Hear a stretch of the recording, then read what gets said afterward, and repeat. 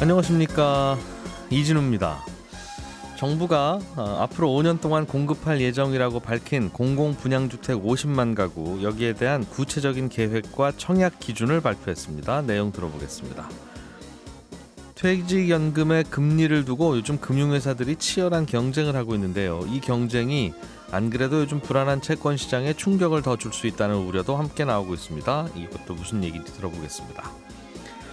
내가 가입한 보험에 해지 환급금을 담보로 맡기고 돈을 빌리는 보험 약관 대출이 요즘 꾸준히 늘고 있답니다. 그 이유도 함께 들어보죠.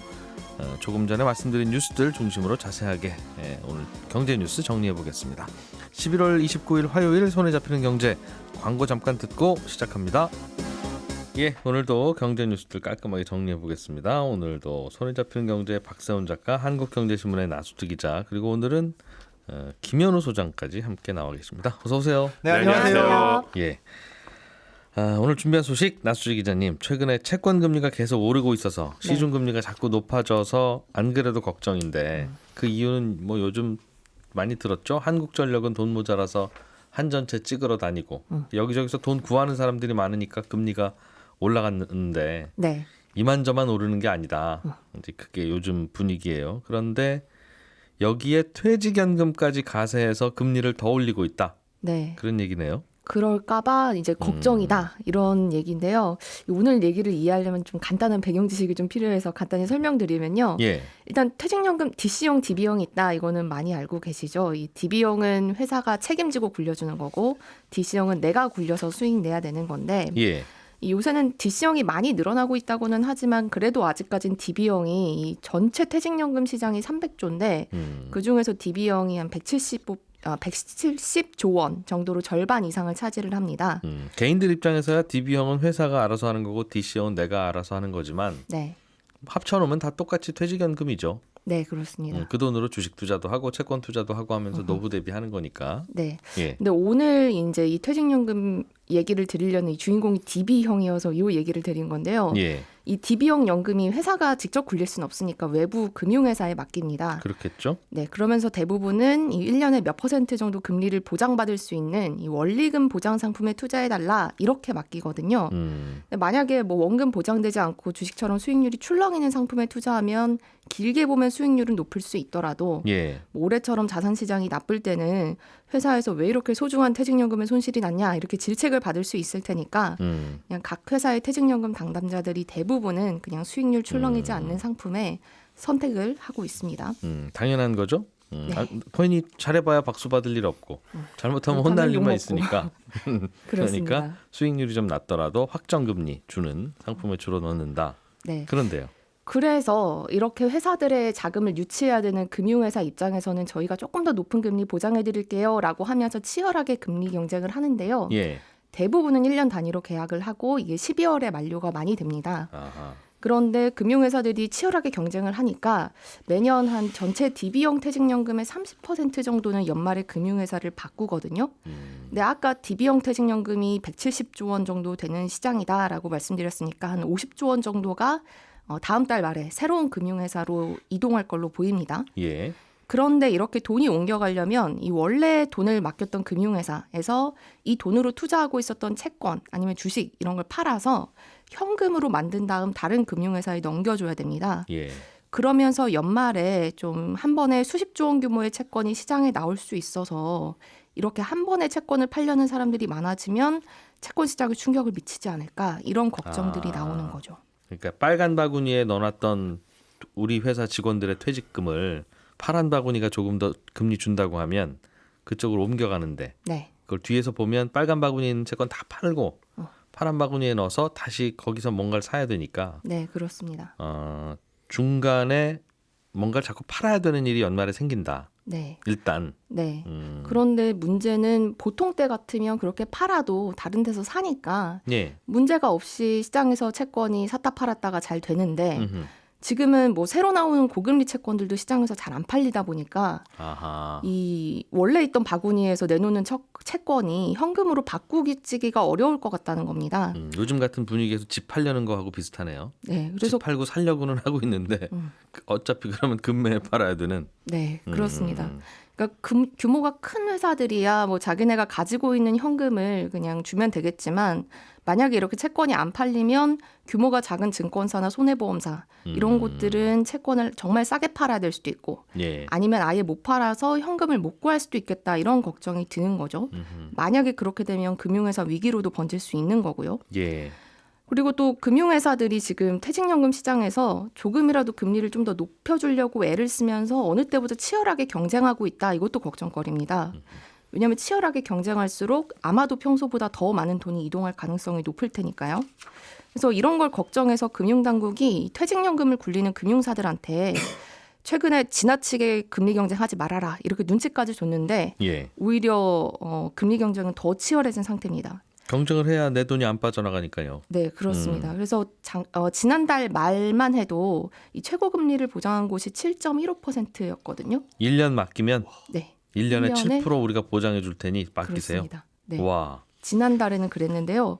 이달 말에 공시한 거를 보면 증권사 중에는 8% 금리 보장해 주겠다. 이런 곳까지 나왔습니다.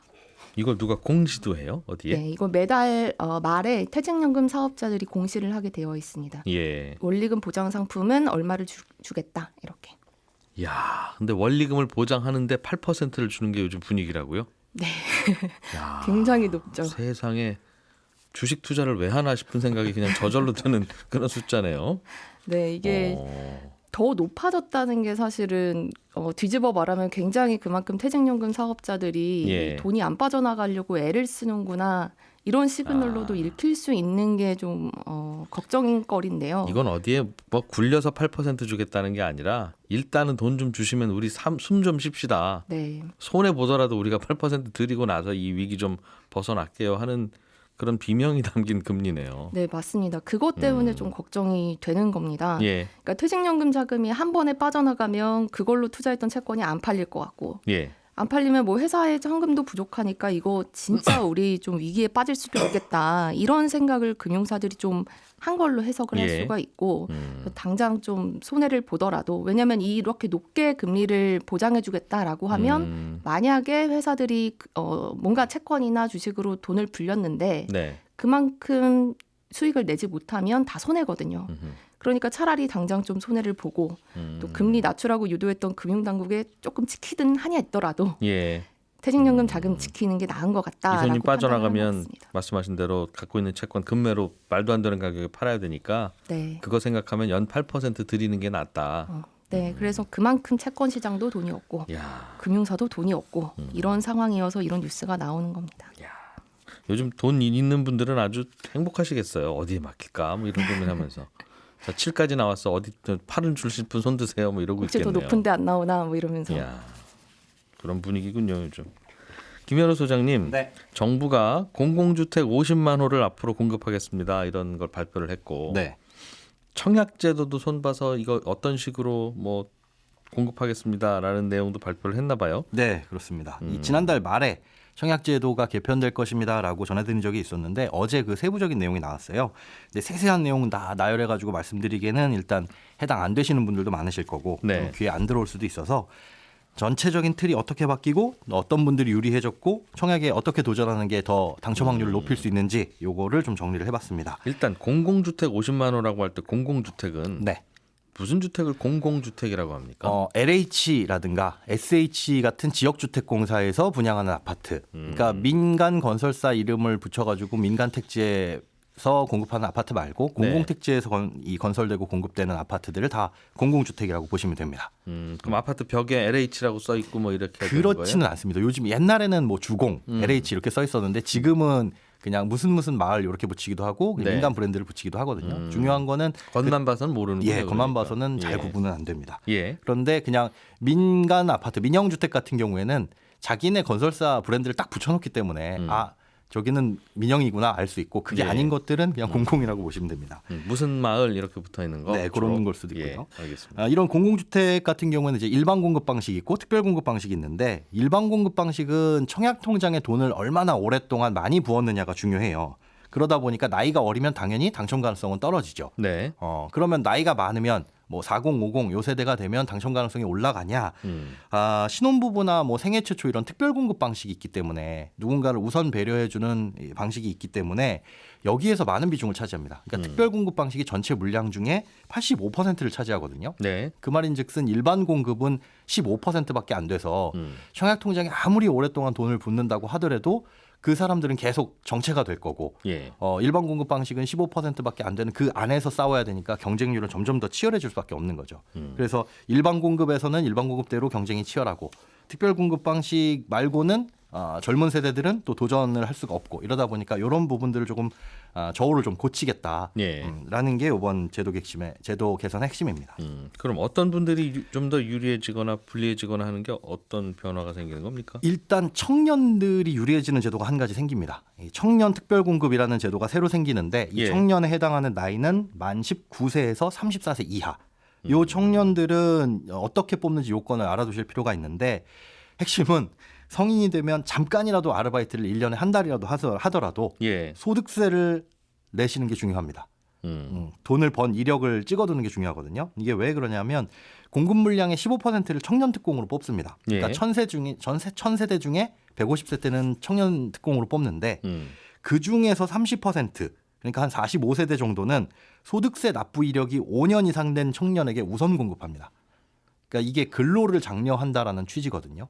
근데 소득세 납부 이력이라고 하면은 네. 한 달 동안 어딘가에서 뭐 취업을 하고 그만뒀다고 하더라도 예. 다음에 연말정산을 하거나 이럴 때 세금을 내기만 하면 나는 일단 작년에는 근로를 한 청년 요거를 인정을 받을 수가 있는 거죠. 34세 이하 중에서 네, 19세 이상 34세 이하니까 물론 고등학교 졸업하고 나서부터 돈 열심히 버는 분도 있겠으나 네. 34세 이하인데 집을 마련할 돈이 있어야 되는 거잖아요. 그렇죠. 대출을 좀 끼더라도. 맞습니다. 그럼 그런 분들이 국가가 도와줄 대상인가는 그래서 생각은 드네요. 부모의 자산도 봅니다. 그러니까 부모님의 순자산이 상위 10% 이게 지금 기준으로는 약 9억 7천만 원 정도 되거든요. 예. 부모님의 순자산이 9억 7천만 원이면 이 특별공급에서는 제외가 됩니다. 근데 그렇지 않다면 부모님의 순자산이 이 밑이라면은 여기에 대상은 되고 거기에서 19세에서 34세 청년이지만 5년 동안 일한 이력이 있으면 30%를 따로 빼서 우선 공급을 해주겠다라는 게 이 청년 특공의 핵심이고요. 다만 이 청년 특공은 모든 주택 유형에 해당되는 건 아니고 네. 새로운 주택 유형이 생깁니다. 그 나눔형 주택이라고 해가지고 나중에 집을 팔았을 때 수익이 생기면 그걸 공공과 개인이 3대 7로 그러니까 공공이 3, 개인이 7을 가져가는 이런 나눔형 주택이라는 제도가 새로 생기고 그 대신 분양할 때도 싸게 준다면서요? 싸게 줍니다. 예. 주변 시세 한 70% 정도로. 네, 그렇습니다. 그리고 소득이 적은 사람에게 저렴한 임대료로 6년 동안 임대를 하고 나중에 분양 여부를 선택할 수 있도록 하는 이 선택형 주택이라는 게 생기는데 이 두 가지 유형에만 청년 특공이 도입이 됩니다. 그러니까 요거는 좀 더 저렴하게 분양을 받을 수 있는데 그거에 대해서 면적 제한까지는 아직은 안 나왔고 이 부분에서 해당이 된다 이렇게 기억을 해두시면 되고요. 그런 제도가 생긴다는 거죠? 네, 그렇습니다. 젊은 청년들 중에 네, 돈 좀 있는 분들은 네, 집 사기 좋아진다. 그렇습니다. 그런데 나라가 도와주니까. 네, 더 유리해지려면 아르바이트를 하든 과외를 하든 현금으로 받지 말고 소득세 신고를 한번 해서 단돈 10,000원이라도 벌어놓은 이력이 있으면 그게 꽤 많은 도움이 될 것이다. 소득세 납부 이력이 5년 이상 있어야 되니까. 네, 그렇습니다. 요거는 연달아서 5년은 아니어도 됩니다. 예. 자, 그리고 요 나눔형 선택형 주택에 적용되는 신혼부부 특별공급도 변화가 있는데 예. 신혼부부라고 한다면 우리가 혼인 7년 이내를 얘기를 하잖아요.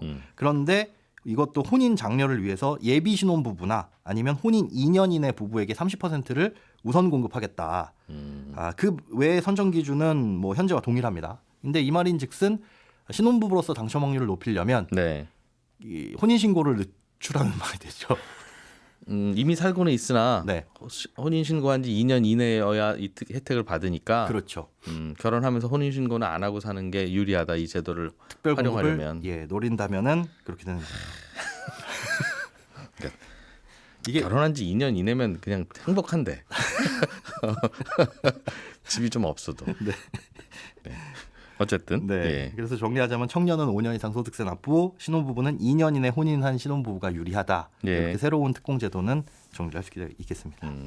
그러니까 젊은 청년 중에 여유로운 분들, 네. 신혼부부 중에 아주 신혼한 지 얼마 안 되는 분들에게 네. 나라가 돈을 좀 지원해서 네. 혜택을 준다. 그렇습니다. 알겠습니다. 잠깐 말씀드렸지만 이런 분들이 물론 모든 국민들 다 배려하면 좋겠죠. 나라에서. 네. 그러나 나라 돈 세금이 들어가는 건데 이분들이 도와줄 우선순위인가 우리 사회가. 네. 물론 청년 신혼부부들 도와줍시다 하는 여론은 있는데 그거하고 이거하고 같나 하는 생각은 들어요. 19세에서 34세인데 집 살 돈 모아둔 청년이 몇 명이나 된다고 여기에 돈을 더 도와줍니까? 그렇죠. 그렇습니다. 그렇습니다. 그러니까 모아뒀으면 꽤 어딘가에서 여유가 있는 분들일 텐데 네. 그분들이 집을 사지 말아야 된다는 얘기가 아니라 네. 그런 분들은 자력으로 집을 사시는 거 축하해드리고 도움을 줘서 그럼요. 아니 우리 고아로 태어나서 보육원에서 20살 돼가지고 쫓겨나올 때 500만 원밖에 안 주는 나라가 우리나라인데 네. 나라 돈을 왜 이런 데다 쓰는지 모르겠어요. 라는 생각도 하는 분들이 계시다. 어딘가에는. 네. 땀이 납니다.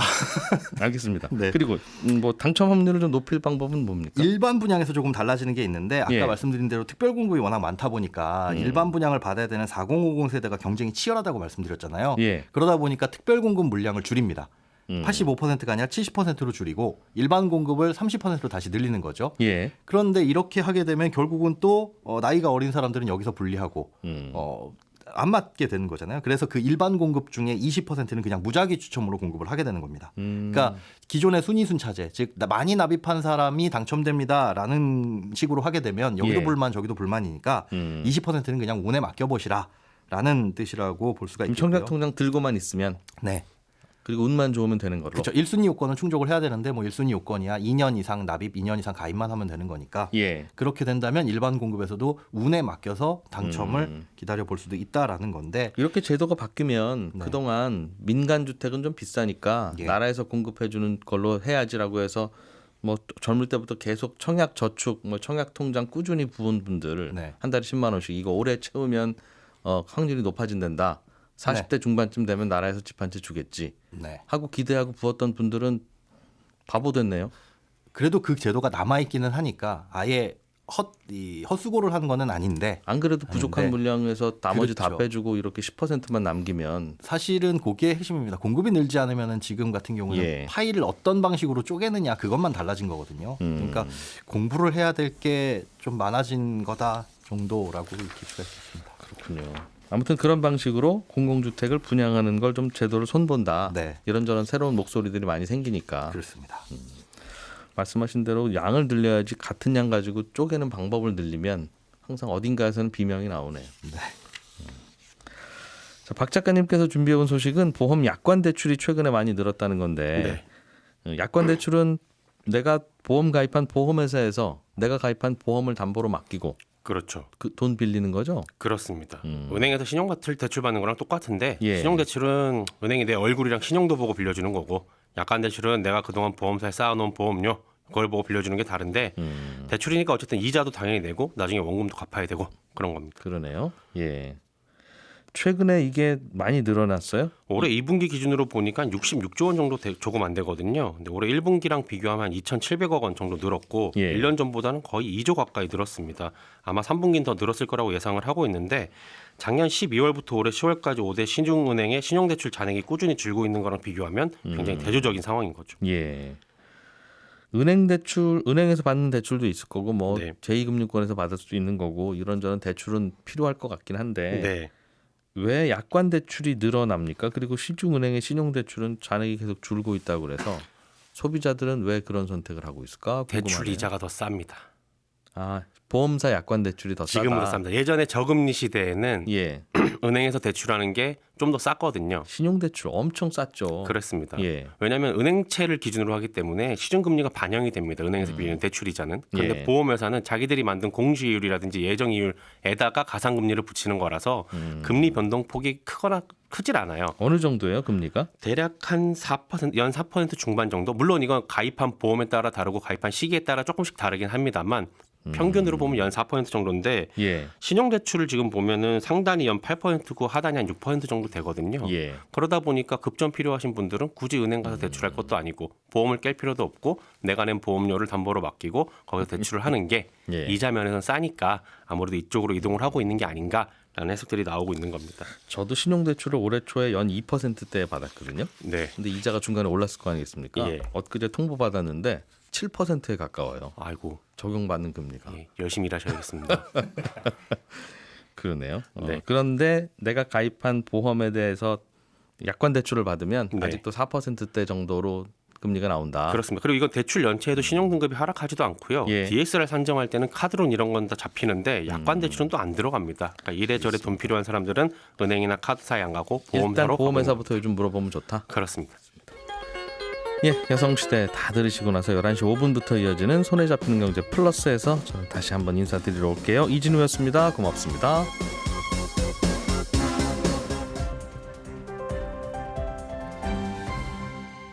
경제를 생각하는 사람들의 즐거운 습관. 이진우의 손에 잡히는 경제.